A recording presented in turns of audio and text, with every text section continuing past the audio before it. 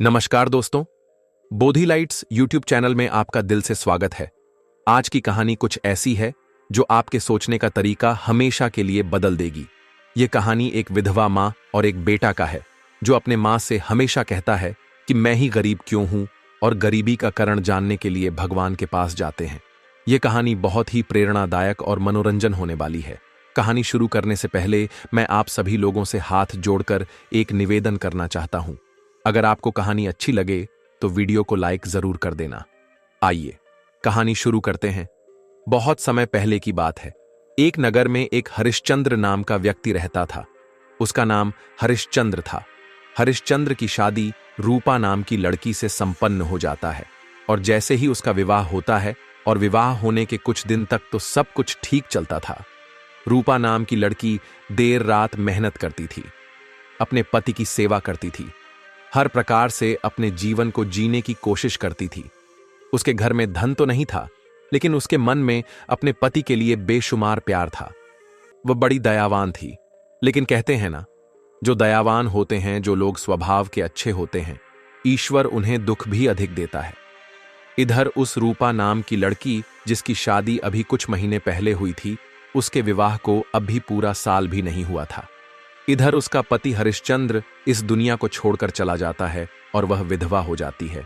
एक तो वह विधवा हो चुकी थी, दूसरा उसके गर्भ में एक बच्चा पल रहा था। वह करती तो क्या करती, वह अपना जीवन भी त्यागना चाहती थी। सोच रही थी कि आत्महत्या कर लूं, लेकिन उसके बच्चे की वजह से उसने आत्महत्या नहीं कर पाई, क्योंकि कहते हैं मूल से ब्याज प्यारा होता है। वह स्त्री अपनी जान तो दे सकती थी, लेकिन उसके गर्भ में पल रही उस बच्चे के प्रेम ने उसे जीने पर मजबूर कर दिया। उसने ठान लिया कि वह बिना पति के अपने बच्चे को हर खुशी देगी, उसकी खुशियों के लिए, उसकी परवरिश के लिए दिन रात एक कर देगी, लेकिन बच्चे को कभी उसके पिता की कमी नहीं खलने देगी। और कहाँ भी जाता है कि जब भी कोई इंसान दृढ़ संकल्प कर लेता है तो ईश्वर भी उसकी सहायता करते हैं। बड़े बड़े पहाड़ों को वह अपने सामने झुका देता है। इधर रूपा, जो स्त्री विधवा हो चुकी थी, समाज की गंदी नजरों से बचते हुए इधर उधर दूसरों के घरों में झाड़ू पोछा करने लगी। तरह तरह के काम करके अपना गुजारा करती थी। उसे जैसा भी काम मिल जाता वह कर लिया करती थी, और उस काम के बदले में जो पैसे मिलते थे उससे अपने घर का गुजारा चला रही थी।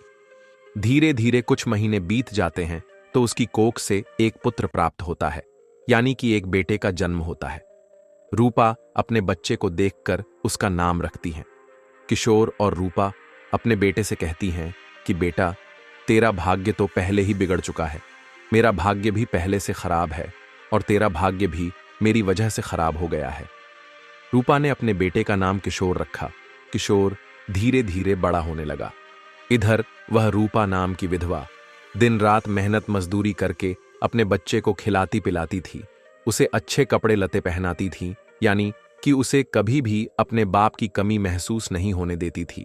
लेकिन कहते हैं कि बाप का प्यार एक अलग ही होता है, जिसकी कमी बच्चे को महसूस हो ही जाती है। माँ कितना भी प्यार थे, लेकिन बाप की बराबरी नहीं कर सकती, और एक पिता कभी माँ की बराबरी नहीं कर सकती। अब तो वो लड़का बड़े बड़े शेठ साहूकार के लड़कों से दोस्ती रखने लगा था। बड़े बड़े उसके मित्र बन चुके थे। वह उनके साथ खेलता कूदता था, हर प्रकार से उनके साथ रहता था। जब किशोर बड़े बड़े सेठों के बच्चों के साथ रहता था तो कहीं ना कहीं उसे अपनी गरीबी समझ में आने लगी थी। किशोर काफी दिनों तक इसी बात को सोचता रहा कि आखिर वह इतना गरीब क्यों है, कि उसके पास वह सारी सुख सुविधाएं क्यों नहीं है जो उसके मित्रों के पास है। इसी बात को विचार करता हुआ एक दिन वो अपनी माँ के पास आता है। वह अपनी माँ से कहता है कि माँ, मेरा गांव में कई लड़कों से मित्रता है। मैं देखता हूं कि बहुत अमीर है, उनके घर में धन की कोई कमी नहीं है, हर एक सुख सुविधा उनके पास में है। लेकिन माँ, हमारे पास इतना धन क्यों नहीं है? हम इतने गरीब क्यों हैं? अरे, हमें 2 वक्त की रोटी ठीक से नहीं मिलती है। ईश्वर ने हमें इतना गरीब क्यों बनाया है माँ? हम इतने गरीब क्यों हैं? आखिरकार इस गरीबी की वजह क्या है? प्रिय दर्शकों, बेटे की इन बातों को सुनकर रूपा अपने उस बेटे से कहने लगती है कि बेटे, गरीब अमीर तो सब लोग भाग्य से बनते हैं। ईश्वर ने जिसे जैसा बना दिया वह वैसा ही बनता है, इसमें हम कुछ नहीं कर सकते। हमारे भाग्य में ही ईश्वर ने गरीबी लिख दी है। इसे हम चाहकर भी नहीं मिटा सकते। बेटा, मेरा पूरा जीवन इस गरीबी में निकला है। मैंने कई तरह के दुख देखे हैं। मेरी शादी के कुछ दिन बाद तेरे पिता इस दुनिया को छोड़कर चले गए। मैंने अकेले ही तुझे पाला पोसा है, तुझे हर खुशी देने का प्रयास किया है। पता नहीं तुम्हें किस बात का दुख है। बेटा, तू बता, तुझे क्या चाहिए? तू किस बात की कमी महसूस करता है? किशोर कहता है कि मां, मुझे सिर्फ यह बताओ कि भाग्य को कौन लिखता है? किसने हमारे भाग्य में गरीबी लिखी है? मैं देखना चाहता हूं। हमें 2 वक्त का खाना भी ठीक से प्राप्त नहीं होता है।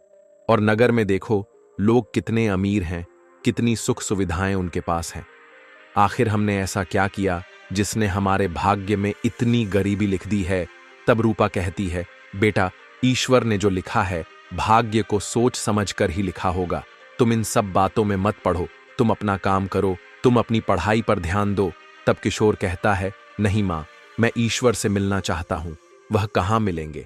मैं उनसे मिलकर पूछूंगा कि आखिरकार उन्होंने हमारा भाग्य ऐसा क्यों लिखा। विधवा स्त्री अपने बेटे से कहती है कि बेटा, भगवान तो जंगल में रहता है, क्या तुम जंगल में जा सकते हो? अगर जा सकते हो तो जाओ और जाकर उसे ढूंढ लो। और तुम्हारा भाग्य इतना गरीब क्यों है?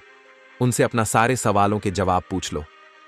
प्रिय दर्शकों, किशोर बड़ा जिद्दी था। वह तुरंत जंगल में निकल जाता है। कहता है कि जब तक मैं ईश्वर से नहीं मिलूंगा, उनसे अपने सवालों के जवाब नहीं पूछूंगा कि मैं इतना गरीब क्यों हूं, मेरी मां के भाग्य में इतने दुख क्यों हैं, क्यों मेरे पिता को समय से पहले उन्होंने उठा लिया, तब तक मैं घर लौटकर नहीं आऊंगा। मैं चैन से नहीं बैठूंगा। मैं ईश्वर से मिलकर ही रहूंगा। उनसे अपने सारे सवालों के जवाब लेकर आऊंगा। इस प्रकार किशोर घर से चल देता है और ईश्वर को खोजने लगता है। इस तरह पूरा दिन उसका निकल जाता है, लेकिन उसे कहीं भी ईश्वर दिखाई नहीं देती है। किशोर बड़ा परेशान हो जाता है। कहता है कि पता नहीं ईश्वर कहां मिलेंगे, लेकिन जहां भी हो, मैं जब तक उनसे मिल नहीं लूंगा तब तक घर नहीं जाऊंगा। इस प्रकार दूसरा दिन हो जाता है, लेकिन किशोर आगे को बढ़ता ही जाता है और चलते चलते उसे भूख भी बहुत तेज लगी थी। वह बड़ा व्याकुल था। जंगल में रोता बिलखता चला जा रहा था और कह रहा था, हे ईश्वर, तुम कहां हो? मैं तुम्हें ढूंढ रहा हूं। मुझे तुमसे कुछ पूछना है।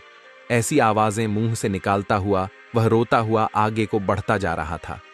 उधर क्या होता है, महादेव और माता पार्वती जंगल में साधु का भेष बनाकर भ्रमण करने के लिए आए थे। जब माता पार्वती उस लड़के को रोदन भरी आवाज सुनती है तो मैं भगवान विष्णु से कहती है, हे स्वामी, जंगल में कोई बालक विलाप कर रहा है और वह आपको पुकारता है। यह कौन हो सकता है? कौन रो रहा है? हमें इसके पास चलकर इसकी सहायता करनी चाहिए। तब भगवान शिव कहते हैं कि देवी, वह एक विधवा का लड़का है। इसके भाग्य में बहुत गरीबी लिखी है, बहुत दुख मिला है। उन्हीं प्रश्नों के उत्तर लेने के लिए वो मुझे पुकारता है। तब माता पार्वती कहती हैं, हे प्रभु, हमें इनकी मदद जरूर करनी चाहिए। वह आपका भक्त है और आपको पुकार रहा है। तब भगवान शिव कहते हैं, नहीं देवी, इसके भाग्य में ब्रह्मा जी ने कुछ लिखा ही नहीं है। इसके भाग्य में तो केवल दुख ही दुख लिखे हैं, केवल गरीबी ही गरीबी लिखी है। हम इसके भाग्य में कोई बदलाव नहीं कर सकते। तब माता लक्ष्मी कहती है, हे प्रभु, फिर भी इसकी आपको मदद तो करनी ही चाहिए। आप जल्द से जल्द इसके पास चलिए, मैं इसकी कुछ मदद करना चाहती हूं। भगवान शिव कहते हैं, ठीक है, अगर आपको ऐसा लगता है तो चल कर देख लेते हैं। और वह साधु का भेष बनाकर भगवान शिव किशोर के पास जाते हैं और किशोर से कहते हैं कि बेटे, तुम कौन हो और तुम क्यों रो रहे थे? तुम किससे मिलना चाहते हो? तब किशोर कहता है, हे साधु बाबा, मैं ईश्वर से मिलना चाहता हूं। मैं ईश्वर से मिलकर पूछना चाहता हूं कि आखिर उसने हमें इतना गरीब क्यों बनाया? उसने हमारे भाग्य में दुख ही दुख क्यों लिखे? उसने मेरी मां को समय से पहले विधवा क्यों बना दिया? आखिर हमने ऐसे कौन से बुरे कर्म किए हैं जिसकी वजह से हमारे भाग्य में इतने दुख लिख दिए और हमारे पूरे जीवन में गरीबी ही गरीबी लिख दी? नगर में बड़े बड़े सेठ साहूकार हैं जिनके पास कोई धन की कमी नहीं है। आखिरकार हमें इतना गरीब क्यों बना दिया? 2 वक्त की रोटी भी हमें नसीब नहीं होती। तब माता पार्वती कहती हैं कि बेटी, यह तो भाग्य का खेल है, यह पूर्व जन्म के कर्मों पर निर्धारित करता है। तब किशोर कहता है, नहीं माता, मैं यह बात ईश्वर से मिलकर जरूर पूछूंगा कि आखिरकार मैंने ऐसे कौन से काम किए हैं जिसकी सजा भुगत रहा हूं। तब भगवान शिव कहते हैं, तुम ईश्वर से आज नहीं मिल पाओगे, क्योंकि उन्हें बहुत सारे काम हैं। वह तो अपने कई भक्तों के पास जाते हैं, लेकिन मैं तुम्हें सोने का हार देता हूं, जिसे बेचकर तुम अपनी गरीबी मिटा लेना। इससे तुम्हारी गरीबी दूर हो जाएगी और तुम अमीर बन जाओगे, तुम्हारा भाग्य बदल जाएगा।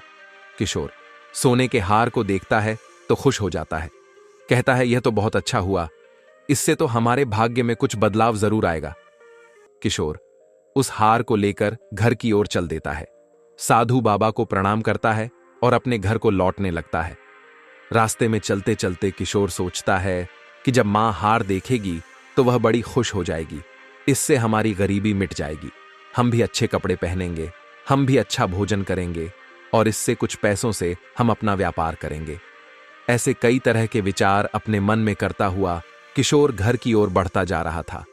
सहयोग से रास्ते में उसे शौच क्रिया सताने लगती है, और जब उसे शौच क्रिया आती है तो उस हार को एक पत्थर पर रख देता है और वह शौच क्रिया के लिए चला जाता है। उधर क्या होता है, एक चिल उस हार को खाने की वस्तु समझकर उसे अपने चोंच में दबाकर उड़ जाती है। किशोर जब देखता है कि एक चील उसका हार पंजे में दबाकर ले जा रहा है, तो किशोर उसका कुछ दूर तक पीछा करता है, लेकिन वह इससे अधिक और क्या कर सकता था। वह चील तो आसमान में उड़ रही थी। यह देखकर वह लड़का मायूस हो जाता है, कहता है, जैसे तैसे तो आज मेरी किस्मत बदलने वाली थी, वह भी आज बदलते बदलते रह गई। मैं फिर से गरीब का गरीब रह गया। किशोर बड़ा दुखी हो जाता है, रोने लगता है और अपने घर चला आता है। घर जाकर बड़ा मायूस होकर लेट जाता है और अपनी मां से जाकर कहता है, मां, आज मेरी किस्मत बदलते बदलते रह गई। आज मेरी गरीबी मिटने वाली थी, हमारे अच्छे दिन आने वाले थे, लेकिन क्या करूं, एक चील की वजह से आज हम फिर से गरीब रह गए। तब उसकी मां कहती हैं कि बेटा, जो भाग्य में लिखा है उसे कोई नहीं बदल सकता, तुम व्यर्थ परेशान होते हो। तब किशोर बोला, नहीं मां, मैं कल फिर जाऊंगा, मैं कल फिर भगवान से मिलूंगा, उनसे पूछूंगा कि आखिरकार इतनी गरीबी हमारे भाग्य में क्यों लिखी। वे मेरी बात सुनकर हमारी गरीबी को जरूर बदल देंगे। इस प्रकार जब दूसरी सुबह होती है, किशोर फिर से घर से निकलकर चलता है और उसी जंगल में जाकर भगवान को आवाज लगाता है। उसी स्थान पर पहुंच जाता है जहां उसे कल ब्राह्मण भेष में भगवान मिले थे। वहां जाकर वह फिर से रोने लगता है, फिर से भगवान शिव को पुकारता है। भगवान शिव और माता पार्वती अगले दिन भी वहां प्रकट हो जाते हैं। कहते हैं कि किशोर, अब तुम्हें क्या परेशानी है, अब तुम्हें किस बात की चिंता सता रही है। मैंने तो कल तुम्हें सोने का हार दिया था, वह तुम्हारी गरीबी मिटाने के लिए पर्याप्त नहीं हुआ क्या? अब ऐसा क्या हो गया कि तुम फिर से यहां आए हो? किशोर कल वाला सारा किस्सा सुनाता है और कहता है, हे बाबा, आपने जो हार दिया था उसे रास्ते में चील लेकर उड़ गई। अब हम क्या करें, हम तो गरीब के गरीब ही रह गए। हे साधु बाबा, अब कुछ ऐसा कर दीजिए जिससे हमारी गरीबी मिट जाएगी, हमारा भाग्य बदल जाए, ताकि हम भी कुछ अच्छा जीवन जी सके। भगवान शिव कहने लगते हैं कि बेटा, तुम्हारा भाग्य मैं नहीं बदल सकता। अगर तुम्हें अपनी गरीबी मिटाने हैं तो तुम्हें ब्रह्मा जी के पास जाना चाहिए। ब्रह्मा जी तुम्हारा भाग्य जरूर बदल सकते हैं, तुम्हारी गरीबी जरूर मिटा सकते हैं। किशोर पूछता है कि प्रभु, आप मुझे बताइए कि ब्रह्मा जी कहां मिलेंगे। तब भगवान शिव उसे ब्रह्मा जी का पता बताते हैं। पता लेकर किशोर ब्रह्मा जी के पास निकल पड़ता है और चलते चलते ब्रह्मा जी के पास पहुंच जाता है। ब्रह्मा जी से कहता है कि प्रभु, मैं किशोर, आखिरकार आपने मेरे भाग्य में इतनी गरीबी क्यों लिखी, मेरी मां के भाग्य में इतना दुख क्यों लिखा। हमने ऐसे कौन से कर्म किए हैं जिसकी वजह से हमें 2 वक्त का खाना भी नसीब नहीं होता। शहर में इतने बड़े बड़े लोग हैं जिनके पास धन की कोई कमी नहीं है, वे लोग तो धन को दोनों हाथों से लुटा रहे हैं, और आपने हमें इतना गरीब क्यों बना दिया, 2 वक्त का भोजन भी नहीं मिलता। तब ब्रह्मा जी कहते हैं कि बेटा, तुम्हारे भाग्य में कुछ लिखा ही नहीं, तुम्हारे भाग्य में तो केवल गरीबी ही गरीबी लिख डाली है, उसे कोई नहीं बदल सकता, उसे मैं भी नहीं बदल सकता। जो भाग्य में लिखा है वह तो भोगना ही पड़ेगा। तब किशोर कहता है, हे प्रभु, आप तो भगवान हैं, अब मुझे कुछ ऐसा उपाय बताइए जिससे मैं भी कुछ अच्छा जीवन जी सकूं, मैं भी अमीर बन सकूं, मेरा जीवन भी सुख से बीत सके। यदि आप ऐसा नहीं कर सकते हैं तो फिर मेरे सवालों के जवाब दीजिए। तब ब्रह्मा जी कहते हैं कि बेटे, तेरे भाग्य का लिखा तो हम नहीं बदल सकते, लेकिन मैं तुझे एक अंगूठी दे रहा हूं। यह अंगूठी तेरी सारी गरीबी मिटा सकती है। इस प्रकार एक रत्न जड़ित अंगूठी ब्रह्मा जी किशोर को देते हैं। कहते हैं कि इसे बेचकर तुम अपनी गरीबी मिटा लो और अपने जीवन को सुखी संपन्न बना लो। प्रिय दर्शकों, किशोर अंगूठी देखता है तो कहता है कि चलो, इससे जो पैसे मिलेंगे उससे कुछ तो गरीबी कम होगी, कुछ तो मेरा भाग्य बदलेगा। इन्हीं सब बातों को विचार करता हुआ किशोर घर की ओर चल पड़ता है। जंगल में चलते चलते कई तरह के सपने देखता हुआ वह घर की ओर चला आ रहा था। रास्ते में उसे एक सरोवर मिलता है। चलते चलते किशोर को बहुत जोर की प्यास लगती है। जैसे ही वह पानी पीने के लिए उस सरोवर पर झुकता है तो उसकी जेब से वह अंगूठी उस सरोवर में गिर जाती है और उसे एक मछली निगल जाती है। और उसे देखते ही देखते किशोर का एक बार फिर से भाग्य बिगड़ जाता है। उसके भाग्य सुधरते सुधरते फिर से बिगड़ जाता है। उसकी गरीबी मिटते मिटते से रह गई। यह देखकर किशोर बड़ा दुखी हो जाता है और फिर से रोने लगता है और कहता है, हाय रे मेरी किस्मत, मैं तुझे बार बार बदल रहा हूं, लेकिन तू है कि बदलने को तैयार ही नहीं है। आखिर मैं देखता हूं कि तू कब तक नहीं बदलेगी। किशोर फिर से घर आ जाता है और अपनी मां से कहता है कि मां, आज मैं भगवान से मिला था। उन्होंने मुझे एक अंगूठी दी थी, लेकिन उसे जैसे ही लेकर मैं चला तो रास्ते में मुझे प्यास लगी। पानी पीने के लिए मैं सरोवर पर झुका तो मेरी जेब से वह अंगूठी निकलकर उस तालाब में गिर गई, जिसकी वजह से आज हम अमीर बनते बनते रह गए। हमारा भाग्य बदलते बदलते रह गया। तब उसकी मां रूपा, जो एक विधवा स्त्री थी, कहने लगती है कि बेटा, तू क्यों इस तरह की झूठी मूठी कहानियों सुनाकर मुझे तसल्ली देता है। बेटे, मुझे पता है कि मेरे भाग्य में बड़े दुख लिखे हैं, बड़ी गरीबी लिखी है। अगर मेरे भाग्य में सुख होता तो मेरा पति मुझे भरी जवानी में छोड़कर क्यों जाता। क्योंकि कहते हैं कि पति की बिना औरत की गति नहीं होती। जिस औरत का पति नहीं होता, संसार में उसे इज्जत नहीं मिलती। लोग उसे अच्छी निगाह से नहीं देखते। उसे ना तो इज्जत मिलती है, ना सम्मान मिलता है, ना किसी प्रकार का सुख मिलता है। अगर मेरे भाग्य में सुख होता, सम्मान होता, तो मेरा पति जीवित हो जाता। बेटा, तेरा भाग्य मेरे भाग्य से बना हुआ है। इसलिए बेटा, जो ईश्वर ने लिखा है उसे कबूल करो। किसी भी तरह की कोशिश से इसमें कोई बदलाव नहीं होगा। किशोर बड़ा जिद्दी था। कहने लगता है, मां, मैं कल फिर से भगवान के पास जाऊंगा। देखता हूं कैसे वे मेरे भाग्य को नहीं बदलते। वह फिर से कुछ ना कुछ मुझे जरूर देंगे, जिससे हमारा भाग्य बदल जाएगा। मां के मना करने के बाद भी किशोर अगले दिन जंगल में जाता है और कहता है कि ब्रह्मा जी, जो आपने मुझे कल अंगूठी दी थी, वह अंगूठी जल में गिर गई। उसे एक मछली निगल गई। अब मैं क्या करूं? मैं तो गरीब के गरीब रह गया। हे ब्रह्मा जी, कोई ऐसी कृपा कीजिए जिससे मेरी गरीबी मिट सके, मैं भी कुछ अच्छा कर सकूं, मेरा जीवन भी अन्य दूसरे सुखी व्यक्तियों की तरह भी हो जाए। ब्रह्मा जी कहते हैं, बेटे, अब मैं कुछ नहीं कर सकता, क्योंकि तुम्हारा भाग्य तुम्हारी किस्मत को बदलने नहीं देता है। तुम्हारे साथ कोई कितना भी अच्छा कर ले, तुम्हारा भाग्य नहीं बदल सकता। क्योंकि कहते हैं, जिस व्यक्ति के भाग्य में दुख और गरीबी लिखी हो तो पूरी दुनिया उसे सुख और अमीर बनाने के चक्कर में लग जाए, लेकिन कोई भी उसे सुखी नहीं बना सकता, कोई भी उसे अमीर नहीं बना सकता। जिस व्यक्ति के भाग्य में दुख लिखा हो तो पूरा संसार एकजुट होकर भी उसे सुखी नहीं बना सकता। तब किशोर कहने लगता है, नहीं ब्रह्मा जी, आप तो ईश्वर हैं। या तो आप मेरी गरीबी मिटाएं, या मेरे सवालों के जवाब दीजिए, या फिर कोई ना कोई उपाय बताइए। आखिर मैंने ऐसे कौन से कर्म किए हैं जिसकी वजह से मुझे इस तरह की गरीबी भोगनी पड़ रही है? मेरे दुखों का कारण क्या है? क्यों मेरे भाग्य में ऐसा लिखा गया है? तब किशोर कहने लगता है कि नहीं ब्रह्मा जी, आप तो ईश्वर हैं। या तो आप मेरी गरीबी मिटाएं, या मेरे प्रश्नों के उत्तर दीजिए, या फिर कोई ना कोई उपाय कीजिए। आखिर मैंने ऐसी कौन सी कर्म किए हैं जिसकी वजह से मुझे इस तरह की गरीबी भोगनी पड़ रही है? मेरे दुखों का कारण क्या है? मेरा भाग्य ऐसा क्यों है? मेरा भाग्य अन्य व्यक्तियों की तरह अच्छा क्यों नहीं है? तब ब्रह्मा जी कहते हैं कि बेटे, मैं तुम्हारा भाग्य तो नहीं बदल सकता, लेकिन अब मैं तुम्हें एक ऐसा उपाय बता रहा हूं। अगर उस उपाय को तुमने कर लिया तो तुम्हारी गरीबी जरूर मिट जाएगी, तुम्हारा भाग्य जरूर बदल जाएगा।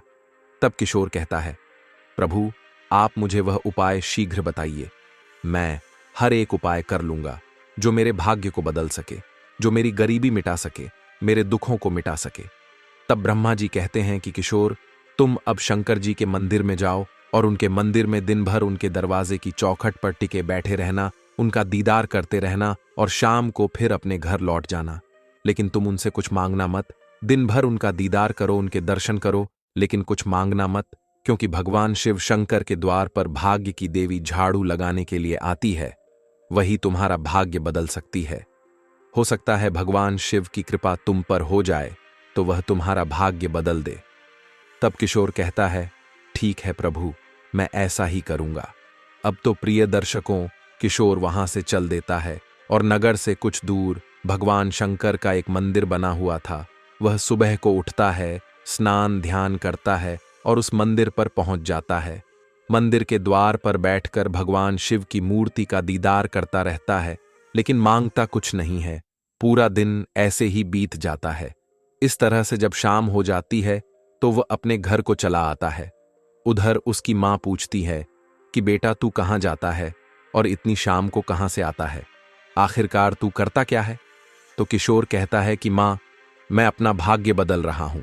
मैं भाग्य बदलने के लिए तपस्या कर रहा हूं। मैं वह हर एक काम करूंगा जिससे मेरा भाग्य बदल जाए। उसकी मां कहती हैं, बेटा क्यों व्यर्थ की तपस्या कर रहे हो? तुम्हारा भाग्य कोई नहीं बदल सकता। अगर तेरे भाग्य में सुख होता तो तू अमीर बाप के घर में पैदा होता, तेरे पिता भी जीवित होते, तू धनवान घर में पैदा होता, लेकिन तेरे भाग्य में गरीबी लिखी है, तभी तो मुझ जैसे गरीब के घर में तेरा जन्म हुआ है।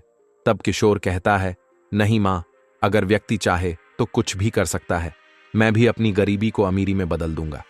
देखना, मैं एक दिन जरूर कुछ ऐसा करूंगा जिससे मेरा भाग्य बदल जाएगा। तभी विधवा स्त्री रूपा कहने लगी, ठीक है बेटा, जो तुझे अच्छा लगेगा वह तू कर, मैं तुझे नहीं रोकूंगी। इस प्रकार उसे भगवान शिव के मंदिर में बैठे बैठे कई महीने बीत जाते हैं। भगवान शिव शंकर देखते हैं कि किशोर सुबह सुबह मेरे दरवाजे पर आता है, दिन भर मेरा दीदार करता है और शाम को बिना कुछ कहे ही यहां से चला जाता है। यह मेरा अनूठा भक्त है, कुछ मांगता भी नहीं है, कुछ कहता भी नहीं है, सिर्फ मेरे दर्शन करके चला जाता है। तब एक दिन भगवान शिव ने उसके रास्ते में एक हीरों की पोटली गिरा दी थी। वो पोटली किशोर को मिल जाए। किशोर जब उस पोटली को देखता है तो बड़ा खुश हो जाता है। कहता है कि भगवान शिव शंकर ने आज मेरा भाग बदल दिया। यह सब उन्हीं की कृपा है। उन हीरो को लेकर के वह अपने घर चल देता है और बड़े बड़े सपने देखता हुआ घर की ओर जा रहा था। सोच रहा था, आज मैं अपनी मां को बताऊंगा कि आज मैंने अपना भाग्य बदल दिया है, मैं गरीब नहीं रहा। इस प्रकार खुश होता हुआ वह अपने घर पहुंच जाता है। उसकी मां उस समय घर पर नहीं थी, गांव में किसी काम से गई थी। किशोर हीरो की पोटली को एक लोटे में निकाल देता है और खुशी से पागल होता हुआ अपनी मां को बुलवाने के लिए चला जाता है। सोचता है कि मैं अपनी मां को यह सारे हीरे दिखाऊंगा तो देखकर वह भी बड़ी खुश हो जाएगी। अब हमारा जीवन खुशियों से भर जाएगा। उन हीरों की पोटली को वह लोटे में रखकर चला जाता है। उधर क्या होता है, उसी वक्त कुछ चोर किशोर के घर में घुसते हैं और किशोर के घर में चोरी करने लगते हैं। चोरी करते करते उन्हें लौटा मिल जाता है। उस लौटे को लेकर वहां से निकल भागते हैं।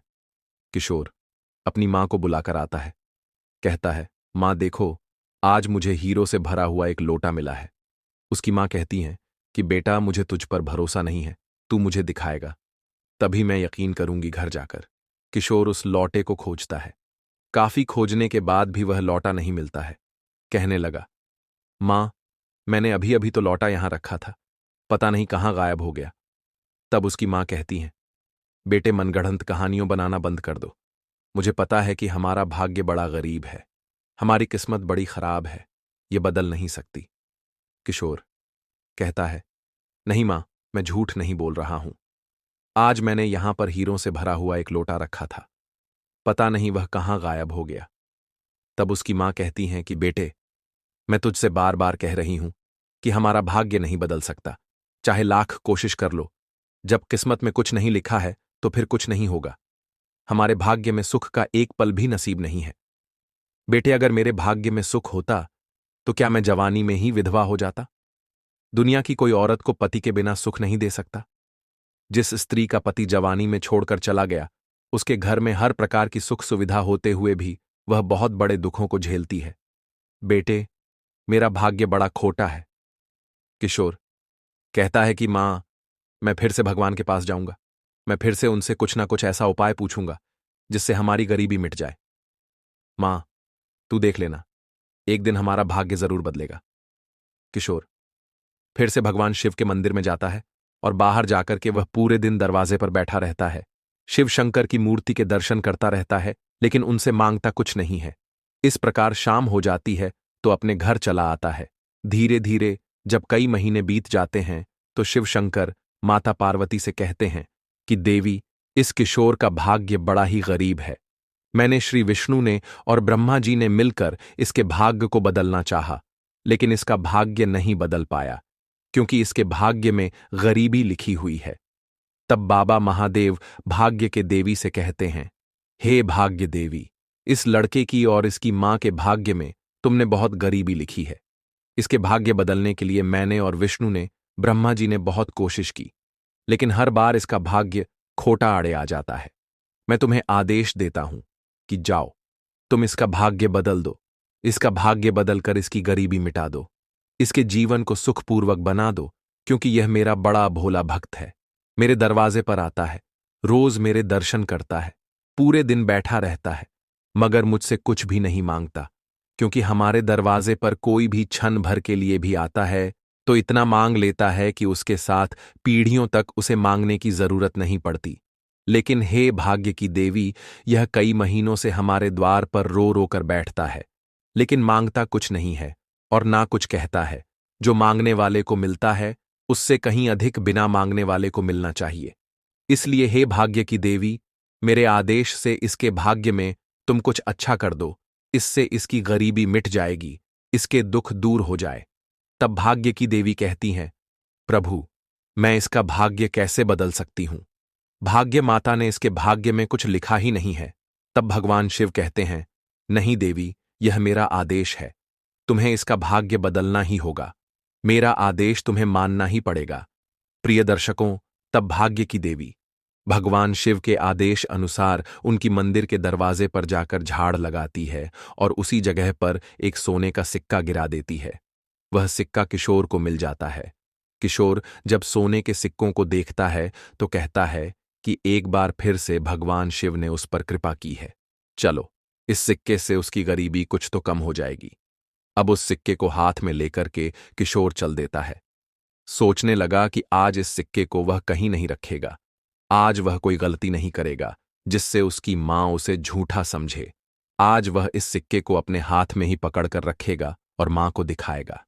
किशोर जब घर पहुंचता है तो अपनी मां को सिक्का दिखाता है और कहता है कि मां, आज भगवान शिव शंकर ने मुझे सोने का सिक्का दिया है। मां, इससे हम अपने गरीबी मिटा लेंगे। तुम बाजार चली जाओ और इस सिक्के को देकर के कुछ भोजन, कुछ राशन ले आना, और बचे हुए कुछ पैसों से हम अपना धंधा डाल लेंगे, जिससे हमारी गरीबी मिट जाएगी। तब उसकी मां बड़ी खुश हो जाती है। कहती है, बेटा, आज तुमने अपना भाग्य बदल ही लिया। आज मुझे यकीन हो गया कि कर्म से भाग्य को बदला जा सकता है। किशोर की मां बाजार में जाती है और बाजार से एक मछली खरीद कर लाती है।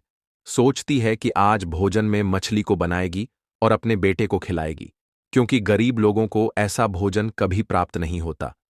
वह अपने घर पर आती है और घर पर आकर देखती है कि वह मछली मर चुकी है।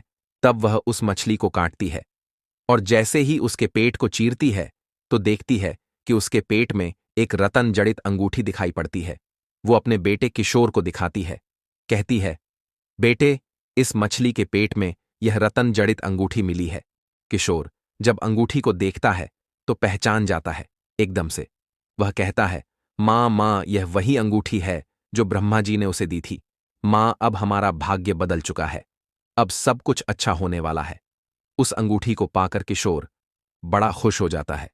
तब किशोर की मां कहती हैं, बेटे बाबा, महादेव ने हमारा भाग्य बदला है, हमारी किस्मत बदली है।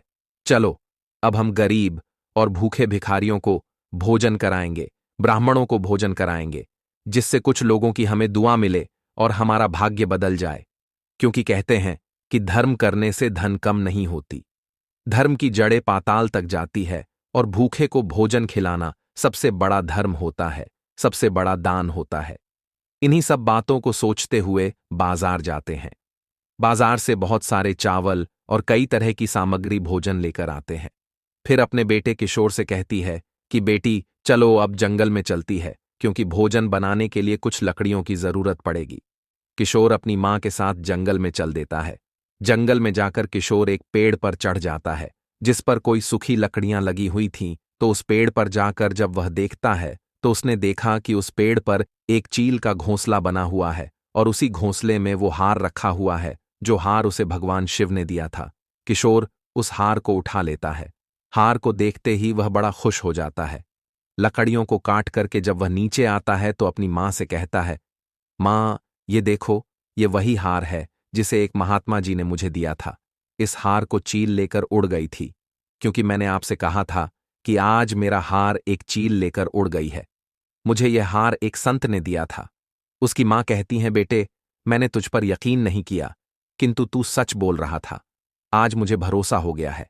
अब साबित हो चुका है कि कम से कम बुरा व्यक्ति, जिसके भाग्य में कई पीढ़ियों तक गरीबी लिखी हो, कितने भी दुख लिखे हो, लेकिन अगर वह अच्छे कर्म करता है, ईश्वर की पूजा करता है और अपने कर्म को ध्यान में रखते हुए अपनी बात पर अडिग हो जाता है, दृढ़ संकल्प ले लेता है, तो वह अपने भाग्य को बदल सकता है। क्योंकि कर्म से बड़ा कुछ नहीं होता, भाग्य कर्म का गुलाम होता है।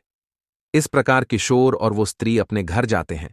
घर जाकर वो भूखे को, भिखारियों को, ब्राह्मणों को, गरीब लोगों को भरपेट भोजन कराते हैं। उन्हें कपड़े दान करते हैं और कुछ धन भी दान करते हैं। कहते हैं कि इस बार आज उसका जीवन बदल दिया है, उसकी गरीबी को अमीरी में बदल दिया है। कई तरह से दान पुण्य करने लगते हैं और इस तरीके से उस विधवा स्त्री रूपा का जीवन सुखों में बीतने लगता है। उसके बेटे किशोर का भाग्य भी बदल गया, साथ में उसकी मां का भाग्य भी बदल गया, क्योंकि कर्म प्रधान होता है। आपने कई शास्त्रों में भी सुना होगा कि कर्म से बड़ा कुछ नहीं है। व्यक्ति जैसा कर्म करता है वैसा ही उसका भाग्य बनता है। दोस्तों, आपको ये कहानी कैसी लगी? कमेंट करके जरूर बताएं। अगर कहानी अच्छी लगी हो तो लाइक शेयर जरूर करें। दोस्तों, आप सभी से निवेदन है कि अगर आपने अभी तक मेरे चैनल को सब्सक्राइब नहीं किया है तो बोधी लाइट्स यूट्यूब चैनल को जरूर सब्सक्राइब कर ले। मिलते हैं एक और नई कहानी के साथ। धन्यवाद।